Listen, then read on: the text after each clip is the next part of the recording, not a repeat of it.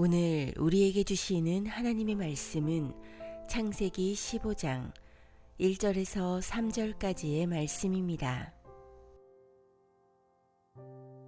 이후에 여호와의 말씀이 환상 중에 아브람에게 임하여 이르시되 아브람아 두려워하지 말라. 나는 내 방패요 너의 지극히 큰 상급이니라. 아브람이 이르되 주 여호와여 무엇을 내게 주시려 하나이까? 나는 자식이 없사오니 나의 상속자는 이 다메섹 사람 엘리에셀이니이다. 아브람이 또 이르되 주께서 내게 씨를 주지 아니하셨으니 내 집에서 길린 자가 내 상속자가 될 것이니이다. 아멘. 아멘. 옆에 분 같이 한번 인사 나누시죠. 주님이 책임져 주십니다. 우리 세 분씩 좀 인사할까요? 주님이 책임져 주십니다. 주님이 여러분 영혼까지 인도해 주실 겁니다. 주님이 여러분들 책임져 주실 겁니다. 신앙생활하면서 내가 바뀌었다, 내가 변화되고 있다 라고 하는 생각이 들어보신 적이 있으십니까? 내가 지금 새로워지고 있다, 이런 느낌. 네. 오늘 양육을 통해서 그런 것들 많이 소식을 듣게 되는데, 아브라함을 지금 양육하시는 주님을 저희가 좀 보려고 합니다. 같이 읽죠. 무너짐 속에서 말씀이 들리는 사람으로 양육해 주십니다. 무너짐 속에서. 아브라함은 이슬람, 유대교, 기독교의 믿음의 조상입니다. 유대인들 자기들이 구원받는, 또 자기들이 하나님의 자녀가 된다라고 하는 확증 중에 하나가 내가 아브라함의 혈통, 아브라함의 자손이다, 이런 걸 지금 가지고 있어요. 그래서 그걸 예수님도 인정을 하시거든요. 예수께서 이르시되, 같이 읽죠. 오늘 구원이 이 집에 이르렀으니 이 사람도 아브라함의 자손이미로다. 아브라함의 자손이니까 구원받는 거 맞지라고 예수님도 인정을 하시는 부분이죠. 유대인들도 역시 마찬가지예요. 그들이 대답하되, 같이 읽죠. 우리가 아브라함의 자손이라 남의 종이 된 적이 없거늘 어찌하여 우리가 자유롭게 되리라 하느냐? 우리 아브라함의 자손이라 누구한가한테 억압당하고 끌려가고 묶인 적 없어. 우리는 그래 막 이러면서 약간 정말 그 아브라함의 자손이니까 우리는 당당해 막 이런 게 많죠. 여러분, 출애굽에 대한 이야기를 할 때도요, 같이 읽습니다. 하나님이 아브라함에게 약속하신 때가 가까움에 이스라엘 백성이 애굽에서 번성하여 많아졌더니 그랬어요. 애굽에서 많아져서 가나안 땅으로 갔고 가나안 땅을 점령해서 들어간 그 모든 스케줄 표가 누구와 언약한 것이 이루어진 거냐? 아브라함과 약속하신 언약이 이루어지고 있는 것라고 표현을 하는 정도로, 아브라함, 그러면 내가 구원받는 확증이고 하나 된 자녀 된 사람의 어떤 이렇게 증거고, 출애굽, 나라가 세워진, 이스라엘이 건국되는 그 모든 과정의 기초가 아브라함의 언약이라고 얘기를 하는 거란 말이죠. 그러니까 아브라함의 위치는 뭐 이들에게 거의 모든 것이 되는 거예요. 근데 참 재밌게도 예수님께서 이 부분에 대해서 이렇게 표현하신 부분이 있어요. 같이 있습니다. 회개에 합당한 열매를 맺고 속으로 아브라함이 우리 조상이라 말하지 말라. 내가 너희에게 이르노니 하나님이 능히 돌들로도 아브라함의 자손이 되게 하시리라. 마음속으로 내가 아브라함이 우리 자손이야 라고 그렇게 여기지 마. 그거를 의지하지 말고 내가 아브라함의 자손이면 회개에 합당한 열매를 맺는 삶을 좀 살아봐. 내가 몇 대째 신앙생활이야, 나 모태신앙이야, 그러지 말고 내가 정말 신앙생활을 하는 사람이라면 회개에 합당한 열매를 맺을 수 있도록 마음을 좀 더 봐. 지금 이런 얘기 해주시는 거죠. 그렇게 자랑하고 이렇게 거기에 빠져 있지 말라는, 안주하지 말라는 거죠. 여러분, 아브라함, 이삭, 야곱의 하나님이라고 하나님 자신을 소개하시죠. 요셉의 하나님이라고는 얘기 안 하시죠. 왜냐하면 아브라함, 이삭, 야곱에게만 땅을 주겠다, 민족을 주겠다, 통치권으로 함께 하겠다라고 이 세 사람에게만 말씀하셨기 때문에 그래요. 그러니까 아브라함, 이삭, 야곱이 중요하죠. 그러나 아브라함, 이삭, 야곱이 중요한 게 아니라 아브라함, 이삭, 야곱을 양육하신 하나님이 중요하다는 걸 우리에게 말씀해 주시는 거예요. 그들을 부르셨고 그들에게 언약을 주셨고 그 언약을 담을 그릇으로 하나님이 그들을 빚으셨고, 그리고 그 언약을 그들에게서 나타날 수 있도록 그들을 이끌어 가시는 그 하나님이 너희도 그렇게 이끌어 가 라는 걸 말씀하시려고 하는 거거든요. 그들을 하나님의 사람으로 바꾸셨다면 하나님은 우리도 바꾸시는 거예요. 오늘 우리를 거룩하고 의롭고 양육시키시는 하나님, 그 하나님이 아브라함을 어떻게 양육시키시는지를 저희가 이제 몇 주간 보게 될 건데, 전체 같이 읽습니다. 이 후에 여호와의 말씀이 환상 중에 아브라함에게 임하여 이르시되 아브라함아 두려워하지 말라 나는 내 방패요 너의 지극히 큰 상급이니라 그랬어요. 성경을 읽을 때 뭐 성경뿐만이 아니라 두려워하지 말라, 이 말은 두렵다는 얘기죠. 놀라지 말라, 놀라고 있다는 얘기죠. 항상 기뻐하라, 안 기쁘다는 얘기죠. 기쁠 수가 없다는 얘기예요.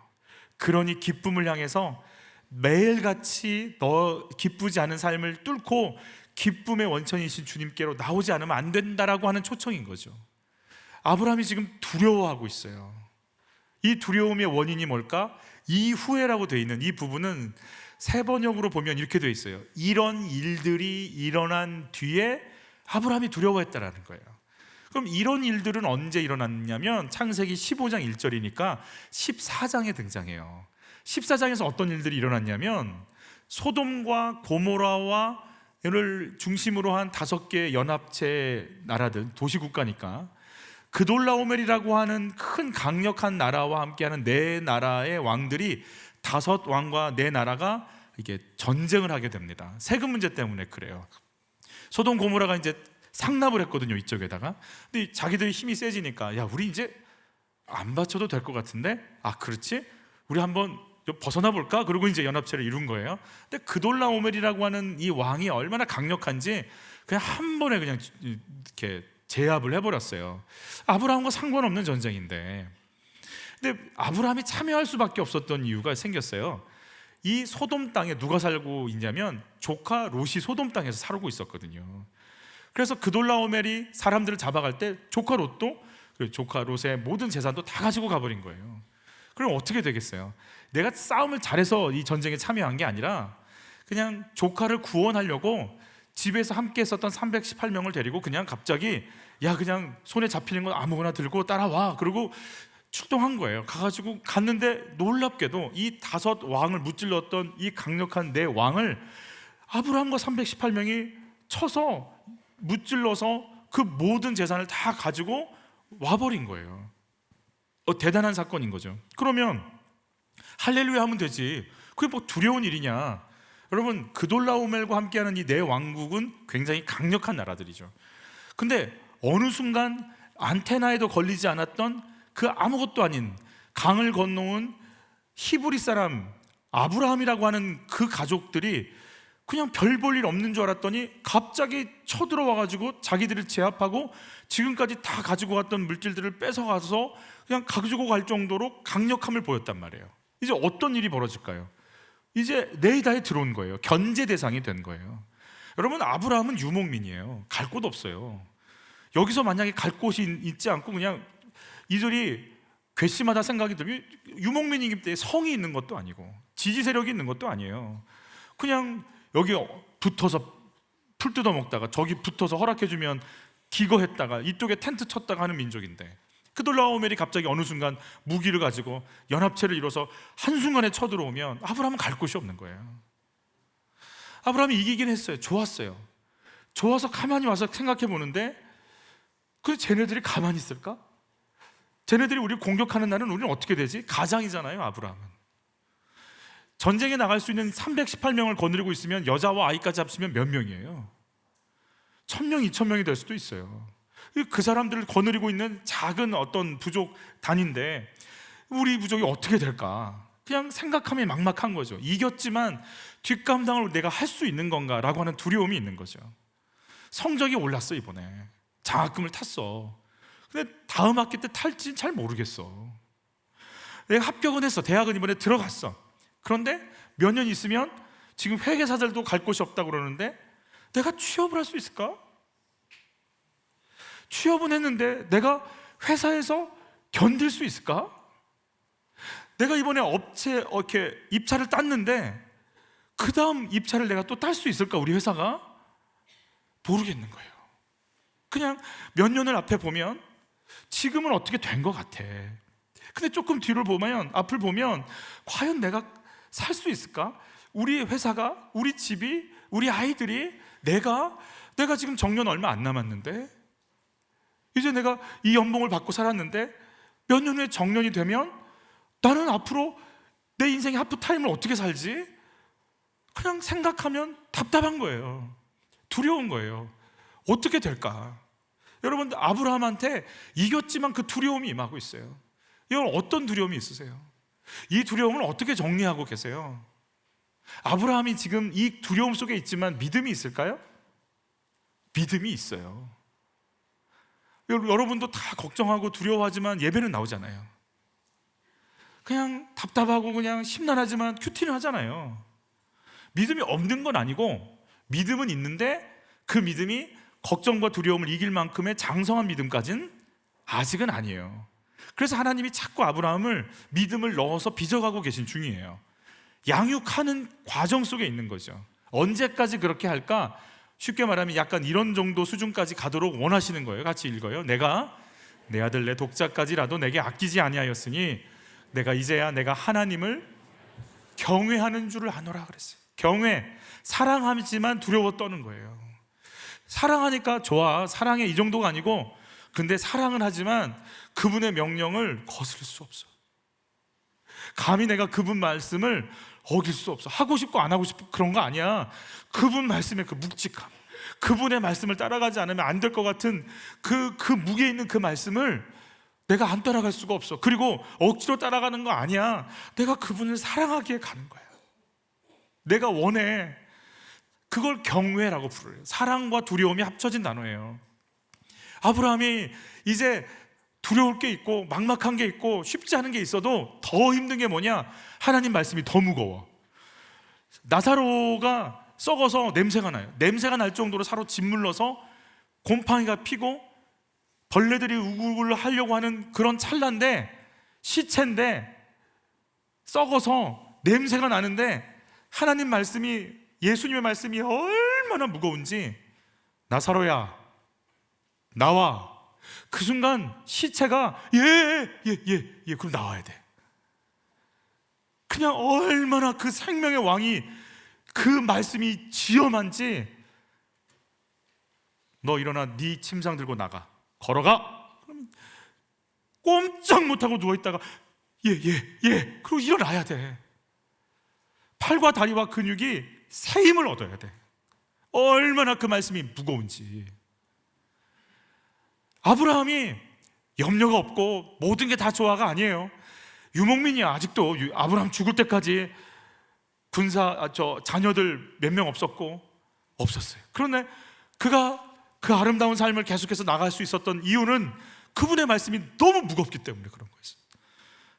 하나님이 그렇게 만지시는 거예요.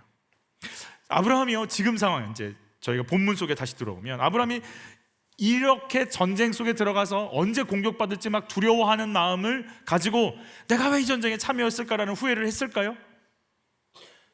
여러분, 두려움이 임하면 내가 왜 했지? 이런 얘기를 하죠.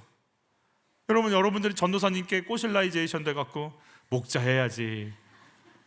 아니요 너 해야 돼. 그래야 사람 돼.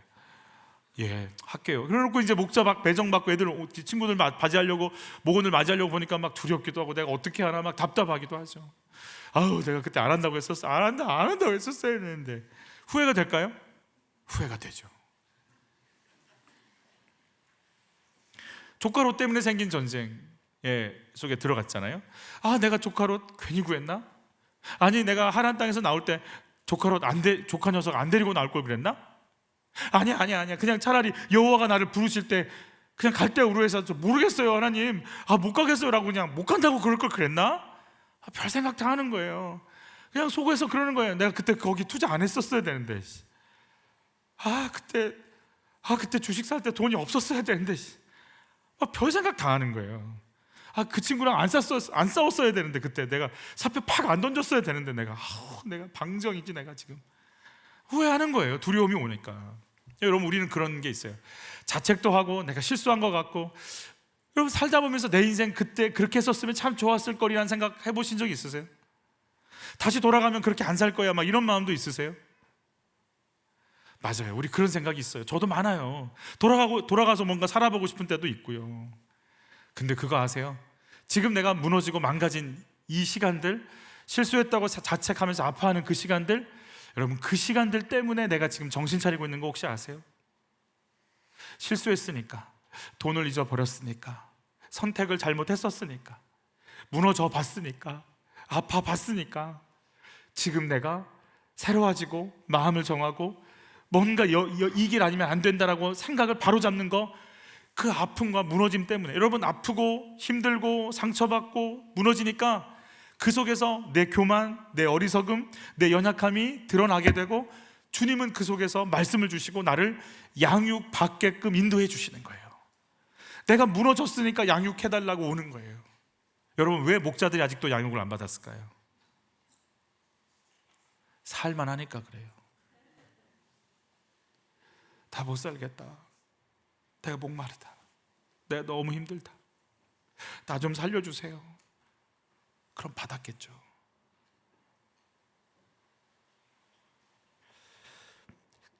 하나님 아브라함의 그 연약함 속에서 양육을 하세요. 그래서 여러분 자책할 필요 없어요. 괜찮아요.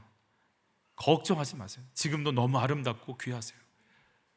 아브라함이 어떤 양육들을 받는지 우리 오늘 15장이니까 그 앞에 있는 거 몇 가지만 한번 점검해 볼게요. 아브라함은요, 먼저 하나님의 부르심을 받고 아내를 팔았어요. 그것도 2번이나 팔았어요. 귀한 분이세요. 이분이 자기 목숨 구하려고 우리 내 아내 아니라고 막 이러면서 팔았어요. 팔아갖고 애굽 왕이 이제 아내로 데려가잖아요. 아 그래, 그럼 내가 아내 삼을게 데려갔단 말이에요. 그러니까 아브라함은 큰일 난 거예요. 어떡하지? 그때 하나님, 아브라함이 한 거 아무것도 없어요. 근데 하나님이 이런 일을 하셨어요. 같이 읽어요. 여호와께서 아브라함의 아내 사레의 일로 바로와 그 집에 큰 재앙을 내리신지라. 바로가 사람들에게 그의 일을 명하매 그들이 그와 함께 그의 아내와 그의 모든 소유를 보내었더라 그랬어요. 하나님이요, 재앙을 내리셨어요. 이 집에, 바로의 집에. 그래가지고 난리가 난 거예요. 왜 이러십니까 하나님? 너 남의 아내 건들, 저 남의 아내 안 건드렸는데요. 그 아브라함의 아내야. 바로가 그냥 놀래가지고 바로 내줘 버렸어요. 그래가지고 다 갈 수 있도록 했죠.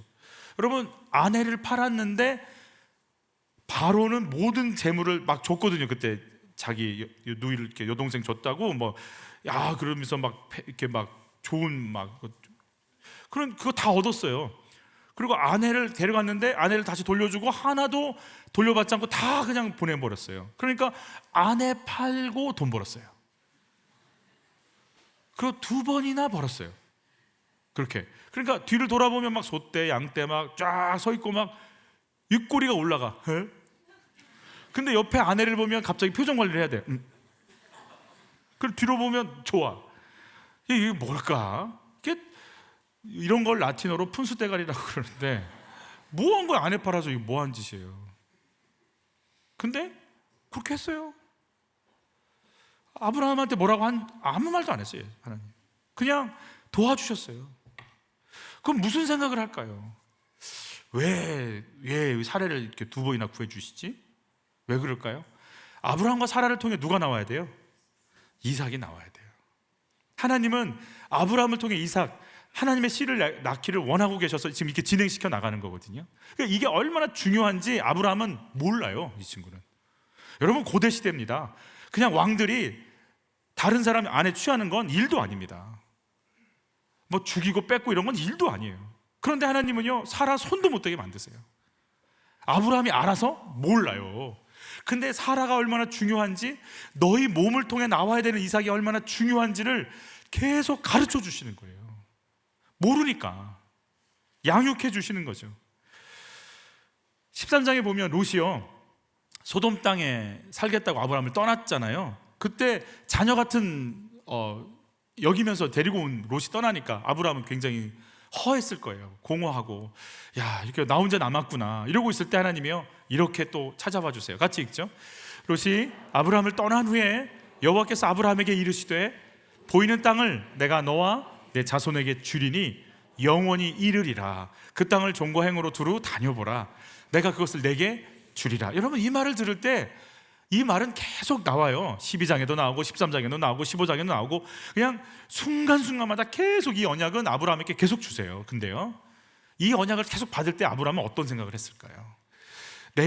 나와 함께 있을 것 같고 삼촌 하면서 큰아버지 하면서 따라다녔던 내 조카가 그냥 이렇게 나를 그냥 먹고 살겠다고 확 떠날 때 그냥 섭섭하고 그냥 외롭고 속상하고 별의별 생각이 다 들 때, 근데 누구는 안 떠나요? 하나님은 안 떠나. 하나님은 안 떠나고 나 네 옆에 있다. 내가 너한테 언약한 거 있지? 예. 나 아직도 기억하고 있다. 아, 예. 다시 한번 눈 떠봐. 예. 보여? 보여요. 저 땅 보여? 보여요. 내가 너한테 줄 거야. 예. 난 너 안 떠난다? 예. 아브라함이요. 다 떠나는데 왜 하나님은 나 안 떠나? 하나님은 왜 언약 지켜? 하나님은 왜 나 붙잡고 계셔?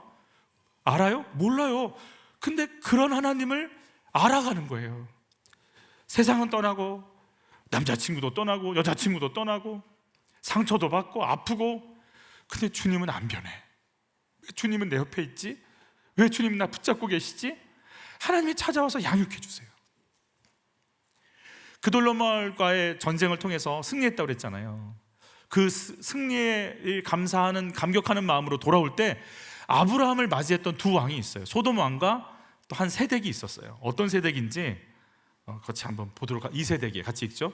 살레말 멜기세덱이 떡과 포도주를 가지고 나왔으니 그는 지극히 높으신 하나님의 제사장이었더라. 그가 아브라함에게 축복하여 이르되 천지의 주제이시오 지극히 높으신 하나님이여 아브라함에게 복을 주옵소서.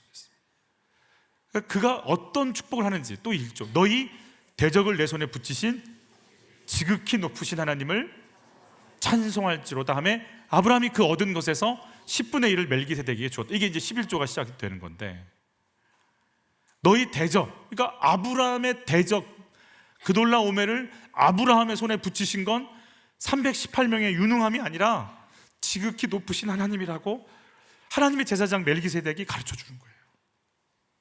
아브라함이요, 이걸 받아들여요. 너 입찰 딸고 이번에 너희 회사 자격 조건 안 되는 거 알았지? 그렇죠. 너 어떻게 이렇게 딴 줄 알아?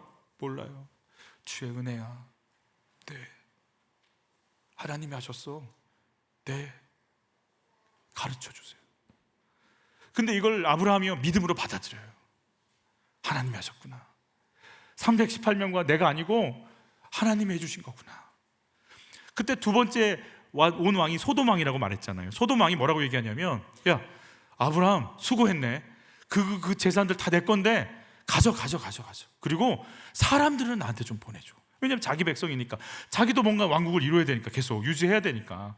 그랬더니요 아브라함이요 소돔 왕에게 했던 말이 있어요. 우리 같이 한번 읽어볼까요? 아브라함이 대답했다. 하늘과 땅을 지으신 하나님, 지극히 높으신 하나님께 내가 손을 들어 맹세하오. 나는 당신의 것을 어느 하나라도 차지하지 않을 것이요, 시로라기 하나 신발 매는 끈 하나도 취하지 않을 것이요, 왕께서 내가 아브라함을 부자가 되게 했다고 말씀하시지 않도록 할 것이요. 무슨 말이에요? 아브라함 내가 그 찾아온 거 내가 다 가지라고 했어. 내가 좀 도와줬어. 내가 그 친구 내가 해준 거야. 이런 얘기를 듣고 싶지 않다. 시로라기 하나 신발 매는 끈 하나도 가져가지 않겠다. 나 하나님이 살렸고 하나님이 살리셨고 하나님이 살리고 계신다. 하나님 때문에 사는 인생. 이 멜기세덱의 축복을 받고 나서 아브라함의 가슴속에요 그냥 주님으로 꽉 차버렸어요. 너희들로 살지 않아. 내가 주님으로 살아. 그리고 그냥 소돔 왕에게 다 가져가. 탁 던져버렸어요. 그리고 같이 싸운 사람들이 그 변은 주고, 그리고 이제 다 돌려줘 버렸어요. 그러고 나서 오늘 본문에서 두려워하는 거예요 지금. 여러분 참 우리가 그래요. 이렇게 멋있죠. 막 하나님이 나 살려 이렇게 확 선포하는, 멋있죠. 그리고 주일날 막 목장 모임 때 그래 하나님이 살려요. 하나님이 살려요. 그리고 막 감동받고 선포하고 너무 좋아가지고 이제 하나님을 따라간다고 하고, 월요일날 직장 가서 한숨 푹 쉬고, 그 거래처에서 연락 안 왔어.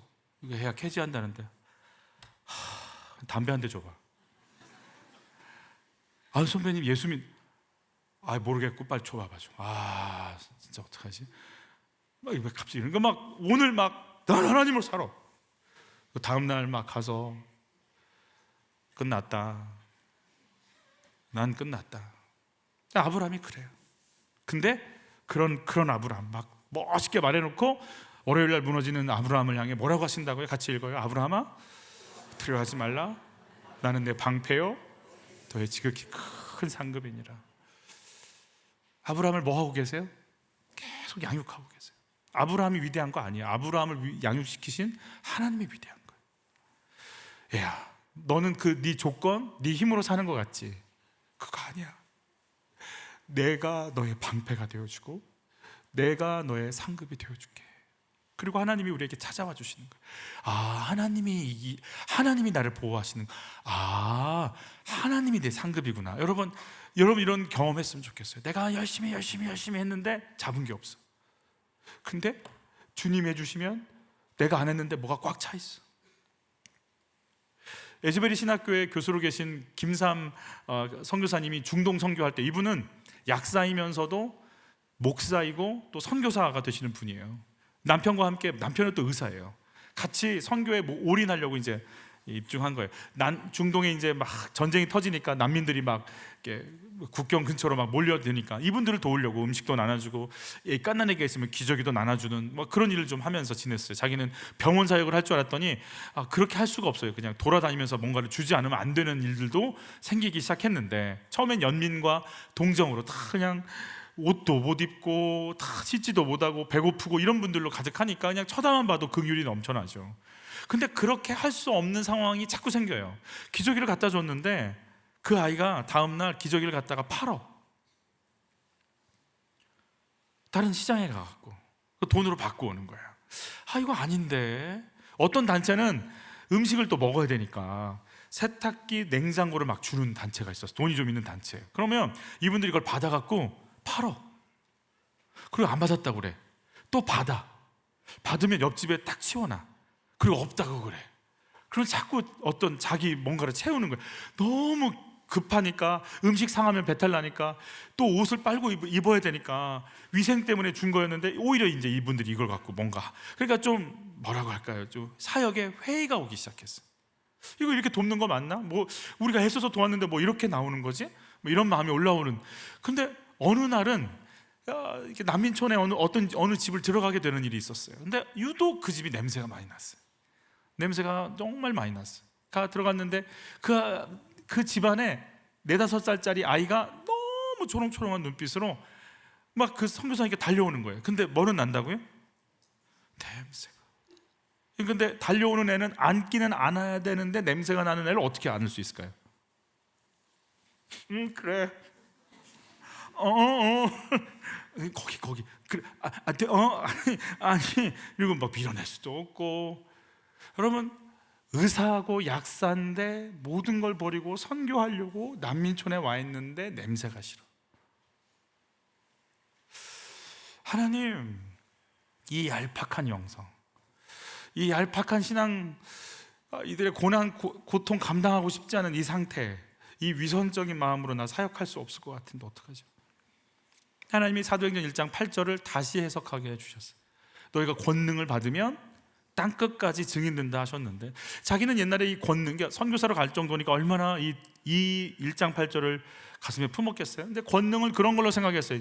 이게 이렇게 사람들을 다국적으로 만나니까 언어 사용의 능력, 아니면 막 능력, 진짜 막 귀신이 나가고 병이 고쳐지는 능력, 아니면 복음을 막 탁월하게 잘 전할 수 있는 어떤 언어 해석, 뭐 이렇게 입술의 권세, 막 이런 거라고 생각을 했어요. 근데 하나님이 가르쳐 주셨어요. 얘야, 능력은 그들을 바라보는 하나님의 애통이야. 그들을 바라보는 하나님 마음이야. 그게 권능이야. 내 눈으로 볼 수 있으면 돼. 오늘 새벽 큐티 말씀이 뭐예요?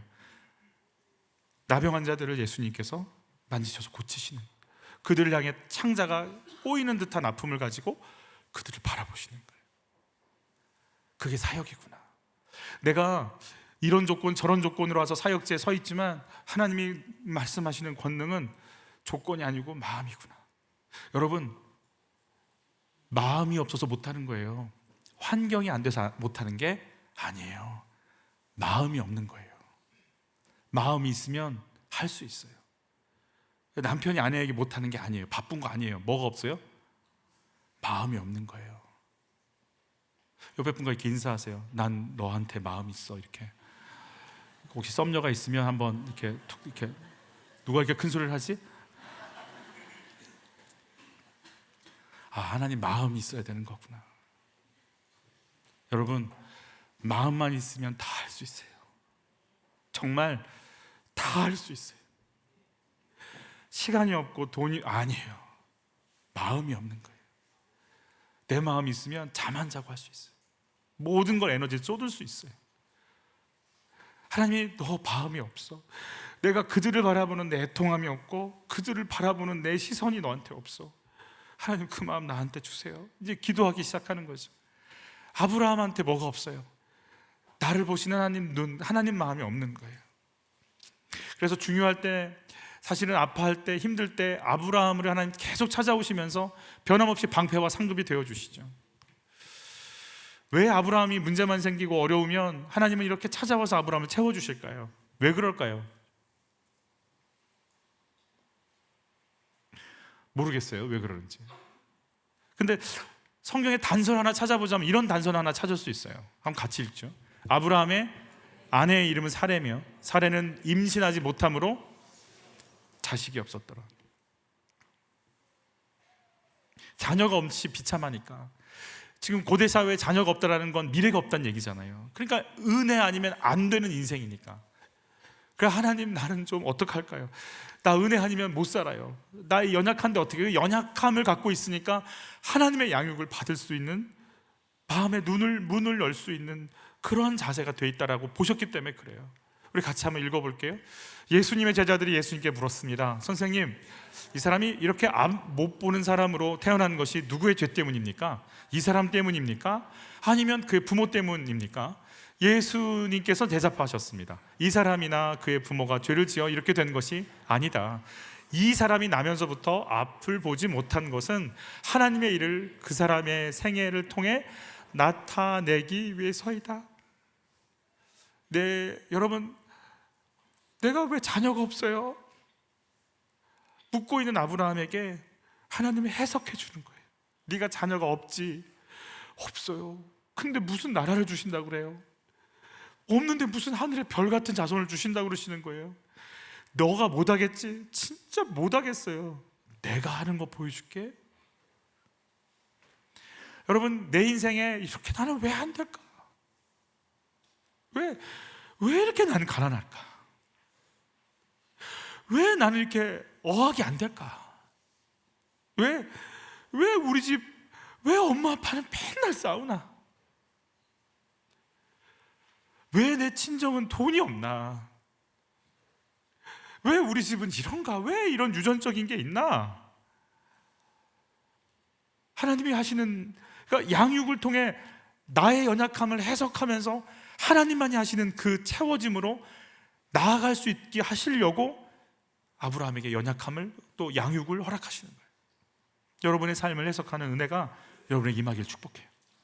그러니까 양육을 받는 자의 가장 핵심, 믿음의 길을 가는 자의 가장 핵심 키워드 중에 하나가 뭐냐? 저 따라서 하시죠. 나는 완벽하지 않습니다. 아멘. 나는 이렇게 부족할까? 나는 왜 이렇게 바보 같을까? 나는 이렇게 모질이 같을까? 답답한 거예요. 나는 모자라다. 나 완벽하지 않다라는 거예요. 그게 믿음의 길을 가는 자들의 신앙 고백이 돼야 돼요. 옆에 분과 이렇게 인사하세요. 나는 완벽하지 않아요. 이렇게 시작. 나는 완벽하지 않아요. 아멘, 아멘. 뒤에 분과 또 인사하세요. 내가 완벽하지 않아요. 시작. 내가 완벽하지 않아요. 그럼 답변해 주셔야 돼요. 다로 세상이 다로. 그걸 인지, 야, 너 이상한 거 부족한 거 다로 왜 너 완벽하려고 그래? 내가 완벽하지 않으면 얼마나 겸손해지는 줄 아세요? 내가 완벽하지 않으면 얼마나 다른 사람들에게 배우려고 하는지 아세요? 내가 완벽하지 않으니까 얼마나 낮은 사람 자세로 하나가 이루어질 때 감사하고 감격하는 줄 아세요? 너무 바보 같으면 하나가 되는 거에 막 정말 감사하고 살아요. 내 마음이 교만하면 정죄밖에 없어요. 아브라함은 비천해. 마음이 다른 자식이 없어. 난 미래가 없어. 낮아져 있어. 그러니까 하나님이 아브라함을 택하신 것 같아요. 요즘 무너지고 깨진 자리는 어디입니까? 두려워하는 나에게 주님은 어떤 양육을 진행하고 계십니까? 여러분, 정말 귀하고 귀한 것 중에 하나가 뭐냐면, 아브라함이 이렇게 부족하고 나는 모자라고, 나는 왜 이렇게 사나, 나는 내 인생에 왜 미래는 없나 이러고 있는 아브라함한테 하나님이 참 귀한 은혜를 주셨어요. 뭐냐면 하나님의 말씀이 들리는 은혜를 주신 거예요. 같이 읽어요. 이후에 여호와의 말씀이 환상 중에 아브라함에게 임하여 이르시되, 두렵고 무섭고 피하고 싶고 회피하고 싶은 막 아브라함을 향해서 주님이 말씀하세요. 근데 놀라운 더 귀한 건, 그렇게 말씀하실 때마다 아브라함은 들어요. 이게 은혜예요. 여러분, 우리 같이 한번 읽어볼게요. 이에 아브라함이 여호와의 말씀을 따라가고 그랬어요. 본토 친척 아비집을 떠나라, 내가 너를 민족을 하늘의 별과 같은 막 이러면서 나라를, 내가 너의 복의 근원 이러면서 말씀하시잖아요. 그걸 뭐라고 표현하냐면 말씀을 따라갔고 이렇게 얘기하는 거예요. 여러분, 뭐라고 하는 줄 아세요? 롯이 아브라함을 떠난 후에 여호와께서 아브라함에게 뭐예요? 이르시되, 내가 공허하고 잊어버린 것 같고 혼자 있을 때 하나님 찾아와서 말씀해 주세요. 그럼 아브라함이 그걸 들어요. 또 볼까요? 여호와께서 그에게 이르시되, 또 볼까요? 아브라함이 99세 때 여호와께서 아브라함에게 나타나서 그에게 이르시되, 물론 그 앞에서 13년간 침묵하는 시간이 있었지만 99세가 돼도 하나님이 하시는 말씀을 아브라함은 들어요.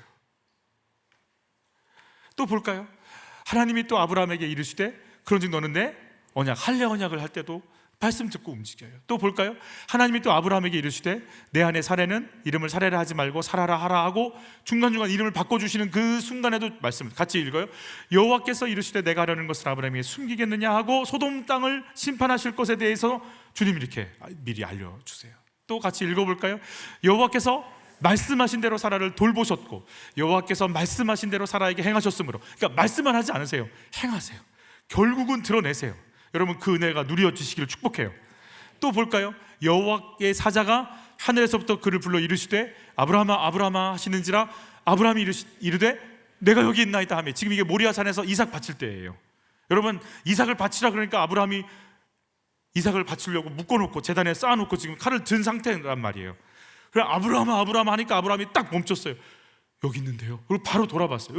우리 같으면 어떨 것 같아요? 너 누구 바쳐라 그러면, 예, 알겠습니다. 그리고 칼 딱 들고 막 치려고 할 때 아브라함아 부르면 우리 뭐라고 할 것 같아요? 사단아 물러가라. 주의 길을 막는 더러운 것들, 예, 치려고 한단 말이에요. 그럼 우리는 난리를 폈을 것 같아요. 근데 아브라함은요, 주의 말씀 듣고 진행하는 그 순간에도 들어요. 너 신학해라, 아멘. 그리고 막 다 정리하고 신학해. 근데 그 다음 하는 말을 못 들었어. 쉰 넘어서. 주님, 나는 왜 이렇게 힘들고요 막 이러면 주님이, 너 2절 안 들었지? 2절도 있었나요? 물어야 돼. 가슴에 막 벅차. 복음 전에 그러면 예, 그러고 가갖고 막 문 두드리고 막 예 수비들하고 이러지 않고, 하나님 집 앞에 지금 가야 되는데요, 어떻게 말을 할까요? 빈손으로 가면 안 되지. 헉, 맞아. 뭘 살까요? 이거 어때? 아, 좋아요. 근데 그거 사러 갔는데 누구랑 얘기하다 보니까 그 사람 친구를 만나서, 여러분, 하나님은요 그냥 뭐 하나 던져주면 예 가는 거 좋아, 우직하니 좋아. 근데 그 순간순간마다 말씀하시는 주님과 계속 교제가 돼야 돼요. 그러니까 남편 보고 예수 믿게 아멘 그러고 막 남편 잡는 게 아니고, 뭐 할까요? 안아줘. 남편을 안으라고요? 그럼 왜요? 놀라 자빠져서 교회 나올 거야. 아, 그럴 것 같긴 해요. 여러분, 복음아 이러지 마시고 그런 나를 어떻게 이끌어 가시는지 좀 들어보시라고. 내 고집 좀 피우지 마. 우리 한번 또 볼까요? 아브라함이 나이가 많아 늙었고 여호와께서 그에게 범사의 복을 주셨더라 그랬어요. 나이가 많은데도 주님의 것을 받아들이면서 교제할 수 있어요. 아브라함은 그래요. 또 볼까요? 아브라함이 뭐 한 후에?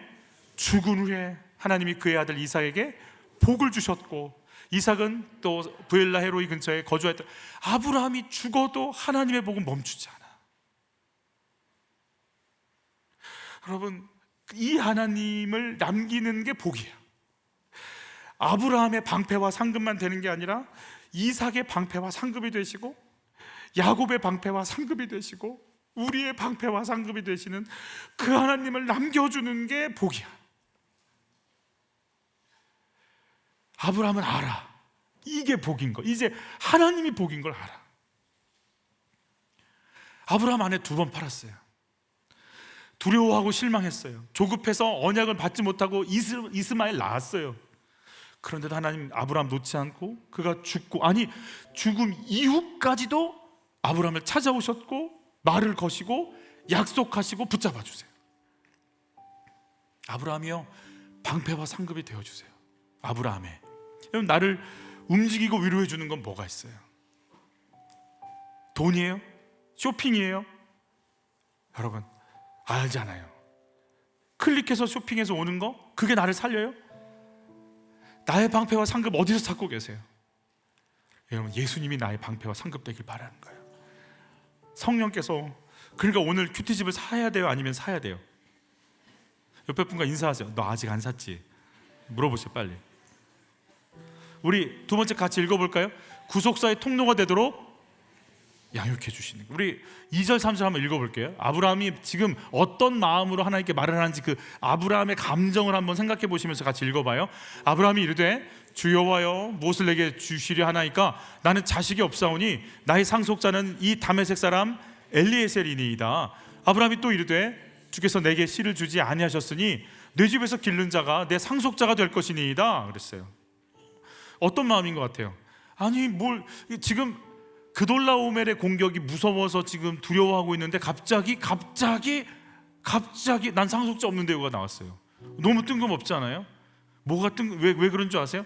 여러분, 내 가슴 속에 지금 립스틱을 지금 사야 돼. 분홍 립스틱을 사야 돼.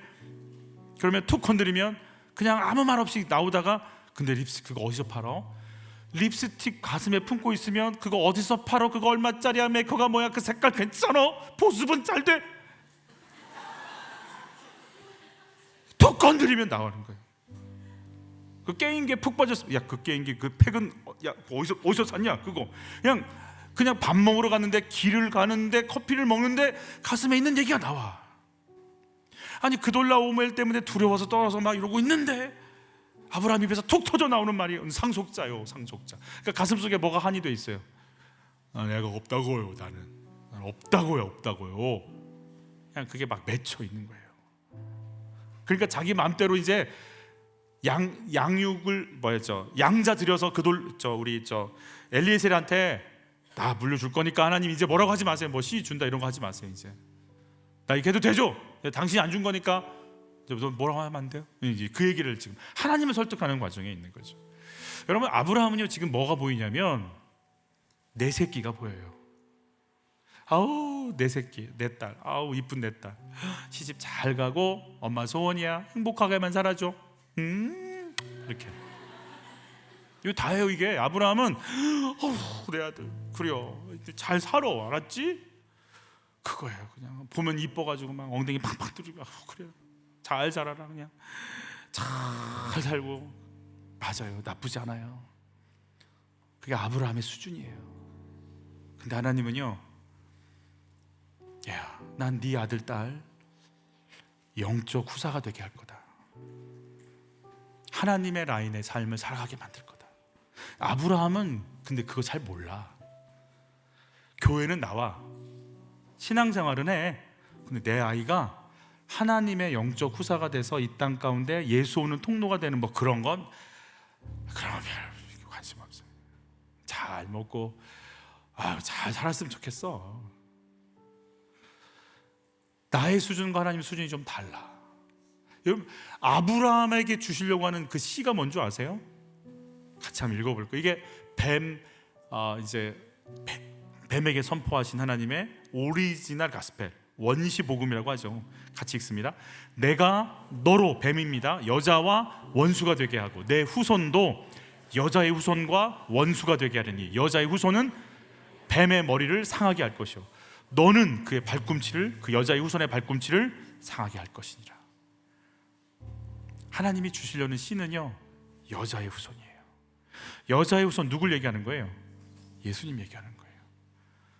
사단의 권세를 밟아버릴 그 씨를 내가 이 땅에 주려고 그래. 근데 이 땅에 그러니까 여자의 후손은 누구냐면 1차적으로는 이스라엘의 이 역사의 역사. 그러니까 천대에 이르는 복을 주십시오. 이 말은 뭐냐면 이스라엘 백성들이 여자의 후손이 오는 길을 멈추지 않아야 돼요. 영적 후사가 나오려면. 그러니까 이 여자들은요 기필코 애를 낳아야 돼요. 그러니까 여러분 마리아가 뭐라고 그래요? 넌 남자를 모르는데요. 너에게 하나님의 아들이 나올 거야. 죽으면 내가 죽어도 괜찮다고. 주의 계집종이오니 주의 뜻대로 하시라고. 돌에 맞아 죽을 거 안다고. 그러나 내 속에서 그 영적 후사가 나오게 하신다면 저는 순종하겠다고. 온 이스라엘의 역사인 거예요. 하나님이 영적 후사가 오는 그 길을 열어가시는, 하나님은 아브라함을 통해 그 여자의 후손이 오는 길을 열고 싶어요. 아브라함은 그냥 내 새끼야. 근데 하나님은 영적 후사를 주고 싶어. 아직 내 수준과 하나님의 수준은 같지 않아. 그러니까 하나님 양육하실 수밖에 없어요. 모리아산에서 이삭을 막 바치려고 할 때 하나님께서 주시는 언약이에요. 우리 굵은 글씨만 읽어봐요. 내 씨가 그 대적의 성문을 차지하리라. 내 씨로 말미암아 천하 만민이 복을 받으리니 그랬어요. 대적의 성문을 차지한다는 게 뭐예요? 성의 문을 뜯어내면 어떤 일이 벌어져요? 그 성 함락되는 거예요. 성문 지키잖아요. 모든 성을 지킬 때 사단의 성문을 뜯어내고 성문에 하나님의 나라의 깃발을 콱 꽂겠다는 얘기예요. 세상 임금을 밟아버리고 하나님의 복을 콱 씹는 그 씨. 그러면 아브라함이 한 거니까 이삭이네. 이삭일까요? 이삭이 그 통로가 돼요. 여러분 리브가에게 준 축복 중에 하나예요. 리브가니까 이삭의 아내예요. 내 굵은 글씨 읽어봐요. 내 씨로 그 원수의 성문을 얻게 할지어다 그랬어요. 그러면 야곱이네. 맞아요, 야곱이에요. 그러나 이삭이고 야곱인 것 같은데 바울은 이걸 정확하게 이렇게 갈라디아서에서 해석해줘요. 같이 읽습니다. 전체 이 약속들은 아브라함과 그 자손에게 말씀하신 것인데 여럿을 가리켜 그 자손들이라 하지 아니하시고, 복수가 아니고 오직 한 사람을 가리켜 내 자손이라 하셨으니 곧 그리스도라 그랬어요. 내 아이 속에서 누가 오시는 거예요? 예수 오는 길이 열리는 거예요. 아브라함은 그거 잘 몰라. 근데 왜 안 준대? 몰라. 준다고 했잖아. 모른다니까. 기도해도 소용없는데 뭐. 딱 이 정도 수준인가. 그 약함, 연약함을 통해 네가 낳을 수 없는 그 아이를 내가 너가 줄 것이고, 네가 낳을 수 없는 그 아이가 하나님의 나라 대적의 성문을 취할 줄 아는 이 땅 가운데 구원을 이루는 예수가 오는 통로가 돼서 내 씨가 천하 만국에 복을 주는 하나님의 영적 후사가 되는 영광을 누리는 것, 너의 자녀가 그런 거야 라고 말씀하시는데 아브라함은 이러고 있어요. 그래서 양육을 받아야 돼. 김상송 교사님이 요르단에서 선교단체 국제 리더를 할 때입니다. 자기 밑에 미국인 남성, 영국인 리더, 독일인 리더, 네덜란드, 스리랑카, 말레이시아의 혼합, 그래서 이런 사람들을 거느린 국제 선교단체 안에서의 총 리더가 됐습니다. 영어가 모국어가 아닌 동양인 여자로 리더가 된 건 그 단체 설립 이후 최초랍니다. 여러분, 목숨을 걸고 인생을 다 걸고 선교지에 왔는데요, 백인 남성들이 이렇게 쫙 있잖아요. 알 수 없는 인종차별이 시작이 되는데 이들이 무슨 크레임을 걸 때 유창한 영어로 막 쫙 한다는 거예요. 여기는 떠듬거리면서 해야 되잖아. 짧아 영어도. 그러니까 누가 들으면 이쪽이 훨씬 이쪽 편이 들어주는 거예요. 자기를 나중에 막 저 병에 걸릴 것 같더래요. 억울해가지고. 이게 선교지 안에서도 이렇게 일어나요. 너무 속상해서 예수 이름으로 축복하고 회개하고 기도했는데, 용서를 했다고 했는데 만나고 싶지는 않대요. 여러분, 용서를 했는데 만나고 싶지 않으면 용서가 된 거예요? 아직 안 된 거예요. 근데 얼마 후에 중동 지역 전체 리더십들 리트릿이 생긴 거예요. 선교사님 리트릿이. 이게 무슨 말이냐면 지금까지 나를 힘들게 했던 사람들과 같이 삼시세끼 밥을 먹어가면서 일주일 동안 같이 모여있는 걸 얘기하는 거예요. 얼마나 싫은지 이분이 뭐라고 표현하냐면 누가 머리채를 잡고 끌고 가는 것 같더래요. 가기 싫은데, 진짜 가기 싫은데. 근데 더 싫은 건 이 리트릿의 주제였어요. 리트릿 주제가 뭐냐? 용서와 화해. 또 기분 나쁜데 더 나쁜 건 용서와 화해 메인 강사가 누구냐? 그렇게 자기 힘들게 했던 이 목사님이 메인 강사가 돼서 용서와 화해로 나갑시다 이걸 외치는 거예요. 여러분 이 말씀 들을 때 어떻게 기분이? 속으로 그랬대요. 너나 잘하세요. 주님 앞에 회개도 하고 이 미움을 주는 사단은 떠나가라 막 별짓 다 하는데 주님이 나중에 그러시더래요. 너는 너를 위해 용서했다. 넌 리더니까 내가 참아야지. 다 잊어야지. 나 정도 되면 다 용서하고 품고 가야지. 너를 위해 한 거다. 그러면서 빌립보서 3장의 말씀을 주시더래요. 앞에 있는 걸 잡기 위해 뒤에 거 버렸다. 예수 그리스도 안에 있는 표대를 잡으려고 내가 뒤에 거 버리고 간다. 주님이 물어보시더래요. 얘야, 너는 지금 상처를 붙잡고 있니? 나를 붙잡고 있니? 너는 그 사람을 붙잡고 있니? 나를 붙잡고 있니? 너는 자존심을 붙잡고 있니? 나를 붙잡고 있니? 자기 안에 아직도 자존심, 아직도 상처, 피해의식, 당했어, 억울함, 그거 꽉 붙잡고 있는 거예요. 놓을까요? 놔져요? 잘 안 놔져요. 이거요 안 놓잖아요. 밥 먹을 때 생각날까요? 여행 갈 때 생각날까요? 혼자 있을 때 생각날까요? 같이 있을 때 생각날까요? 감옥이에요. 그러니까 용서한다고 말은 했는데 회개에 합당한 열매까지는 안 갔어. 내 안에 예수 잡진 않아. 그런 자기를 보여주시는 거예요. 나중에 이걸 정리하는 순간 자기를 힘들게 했던 모든 분들과 함께 그 세미나에서 먹고 마시고 깔깔대고 웃고 그 화해가 이루어졌다고 그래요. 여러분 아브라함한테 땅을 준다고 자손을 준다고 했지. 아브라함은 이 육신으로 살면서 몇 명의 자녀를 낳았어요? 목사님 안 세어봐서 잘 모르죠. 그렇죠? 8명의 자녀를 낳았어요. 이삭, 이스마엘, 그두라를 통해서 6명을 낳았어요. 8명을 낳았어요. 8명을. 왜 그 노래가 왜 그게 나온지 몰라. 믿음의 조상 아브라함은 7명의 아들이 그 7명 아닌데 8명인데 그죠? 근데 하나님이 원했던 아들은 이삭 하나밖에 없잖아요. 땅? 무슨 땅이요? 막벨라굴 그 장사 지내려고 산 막벨라굴 하나밖에 없는데 무슨 뭐 여길 보고 저길 보라 그래요.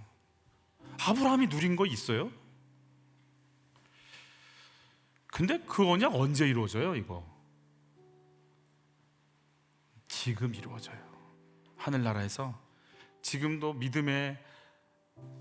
예수를 믿겠다고 나오는 모든 자들이 아브라함의 자손이 되어가고 있어요. 그들이 거하는 땅 온 세계에 예수 믿는 자들이요 하나님 나라가 임한다고 거기서 하나님의 임재와 통치권을 다 선포해요. 아브라함의 언약 언제 이루어져요? 육신으로 있을 때 이루어져 가고 있었지만 여러분 하늘나라에서도 나의 상상을 내 수준이 아니라 그 영원한 하나님의 나라가 계속 이루어지는 걸 아브라함이 하나님 옆에서 계속 보고 있을 것 같아요. 하나님 이렇게 이루십니까? 하나님 이 통치를 이렇게 이루시는 겁니까?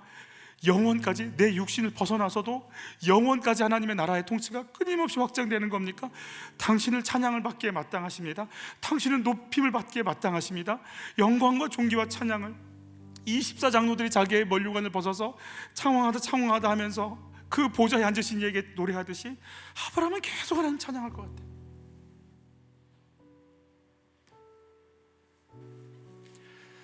천정은 자매가 암에 걸렸죠. 그리고 완치 판정을 받습니다. 너무 기뻐서 암 환자들에게 뛰쳐나가서 복음 전합니다. 암 환자들이 뭐라고 한 줄 아세요? 당신과 나는 수준이 다르다. 당신은 완치 판정 받았고 나는 암 환자지 않냐. 천정은 자매가 가서 기도합니다. 하나님 다시 암 주세요. 그리고 며칠 뒤에 가서 체크했는데 온몸 뼈까지 다 전이가 됐어요. 살 수가 없어요. 너무 기뻐했대요. 그리고 달려가서 그 사람한테 복음 전했대요. 나 이제 암 환자야. 이제 죽음을 넘어서 부활을 준비하자. 여러분 이렇게 얘기할 수 있는 가장 큰 근거가 뭐예요? 부활이 있으니까. 아브라함은 다 깨닫지 못했겠죠. 그러나 그가 부활한 영광 속에 우리 주님이 이런 역사를, 내 육신을 벗어 영원까지 그 영광과 능력을 행하시는 겁니까? 나의 수준이 여기밖에 안 보이는데 당신의 수준은 이러시는 겁니까?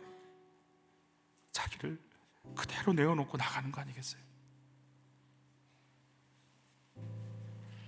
하나님은 아브라함에게 육신에 있을 때도 방패와 상급이 되어주셨습니다. 그러나 이 육신을 벗고도 그는 아브라함의 방패가 되셨습니다.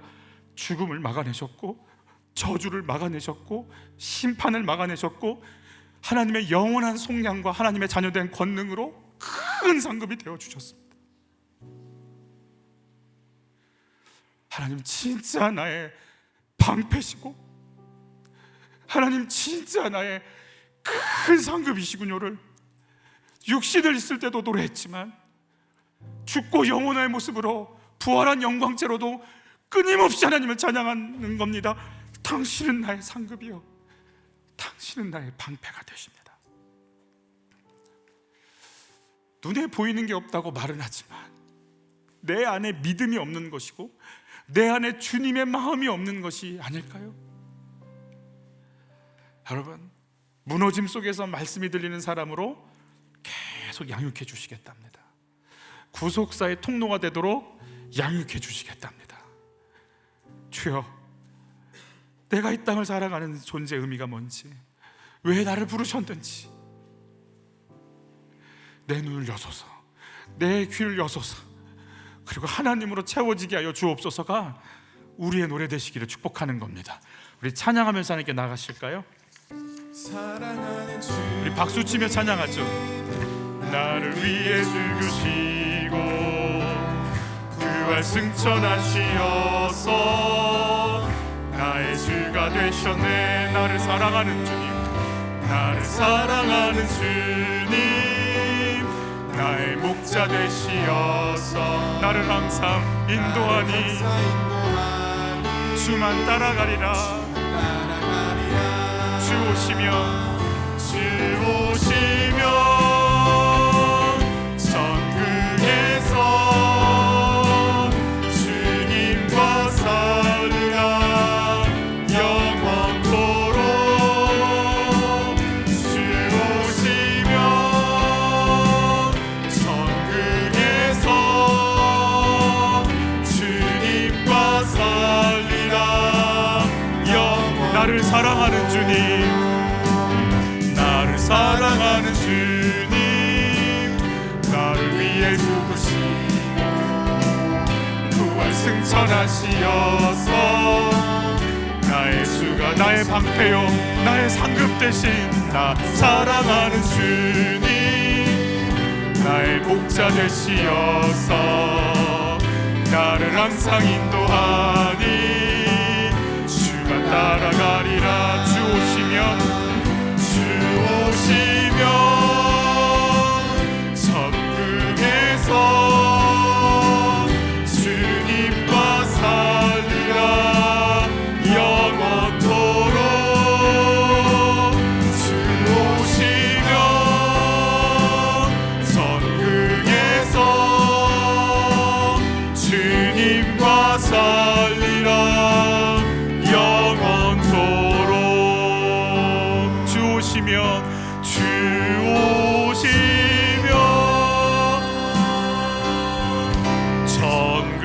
천국에서 주님과 살리라 영원토록. 주 오시면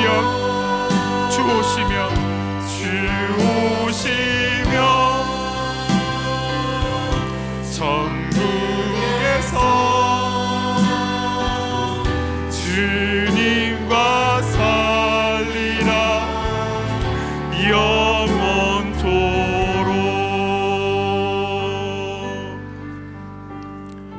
하나님이 우리에게 말씀해 주실 것 같아요. 야, 내가 너 양육할 거다. 내 언약이 어떤 건지 가르쳐 줄 거다. 예수를 믿는다는 게 뭔지, 왜 네가 영적인 후사가 되어야 되고 영적인 후사들을 낳아야 하는지 내 수준으로 가르쳐 줄 거다. 우리 같이 기도할 때, 하나님, 제가 큐티 말씀으로 양육 잘 받을게요. 저에게 말씀해 주세요. 저 가르쳐 주세요. 저 찾아와 주세요. 피하거나 회피하지 않을게요. 주님의 말씀 앞에 서 있을게. 무너져도, 힘들어도, 억울해도, 답답해도, 미워도, 연약해도, 아파도, 상처받아도 그 속에서 나에게 주시는 그 양육 받을게요. 그 말씀 내가 받을게요. 하나님, 나 좀 나에게 와주시고 다 버리지 말아주세요. 나도 당신 말씀 붙잡고 또 하루하루를 살아낼게요.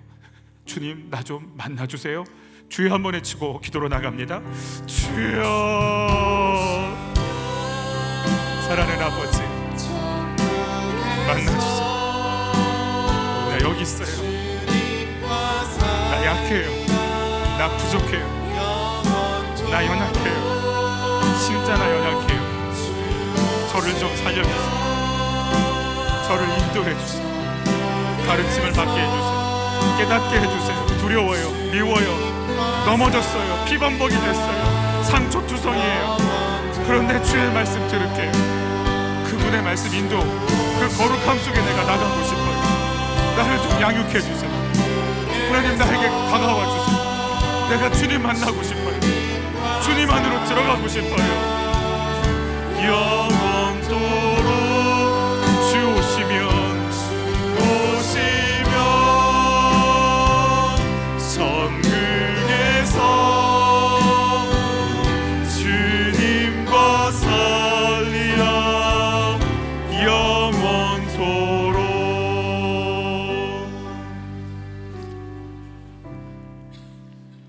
무서워요. 두려워요. 아브라함아, 내가 너의 방패다. 내가 너의 상급이다. 하나님, 저 돈 없어요. 가진 것도 없어요. 그냥 아무것도 할 줄 아는 게 없어요. 그냥 막막해요. 초라해요. 내가 너의 방패다. 내가 너의 큰 상급이다. 왜요? 내가 뭐라고? 하나님, 잘 모르겠어요.